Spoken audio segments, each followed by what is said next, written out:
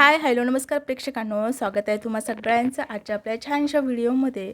तर प्रेक्षकांनो, घरोघरी मातीच्या चुली ही मालिका दिवसेंदिवस खूप लोकप्रिय होत चाललेली आहे. या मालिकेमध्ये नवनवीन असे ट्विस्ट आपल्याला बघायला मिळतात.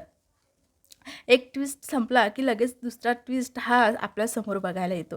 तर प्रेक्षकांनो, आता जो काही इथे शर्वरीचा ड्रामा चालू आहे त्याचा आता शेवट होण्यात आहे. म्हणजे असं काही आता जानकीसमोर शर्वरीचं उघड झालेलं आहे. त्यामुळे इथे शर्वरीचा खेळच इथे संपलेला आहे. तर प्रेक्षकांनो, काय झालेलं आहे तर चला आपण पुढे बघूयात.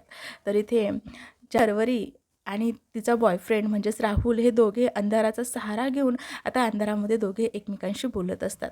इथे राहुलने बाजार समितीच्या ऑफिसमधनं पैसे चोरलेले असतात. आता हे शर्वरीला कळतात तेव्हा शर्वरी तिला बोलत असते, राहुल तू जे काही पैसे चोरलेस ना त्याची मला खूप भीती वाटते. हे जर जानकी वहिनीसमोर आलं ना सत्य तर काय होईल ना याची कल्पना देखील करता येणार नाही, असं काही ती त्याला बोलत असते. तेव्हा राहुल बोलतो, शरू तू नको काळजी करू, यातलं काहीच तुझ्या वहिनीला कळणार नाही, असं काही तो आता तिची समज घालतच तिला बोलत असतो. पण मात्र त्यांना कुठे माहीत असतं त्यांच्या मागे जिथे जानकी उभी आहे. जानकी त्या अंधाराचा सहारा घेऊनच त्या दोघांच्या गप्पाही ऐकत असते. आणि आता तेवढ्यात जानकीच्या मागे लाईट असते, त्या कारीचे लाईट पेटतात आणि आता जो अंधार असतो तिथे प्रकाश होतो.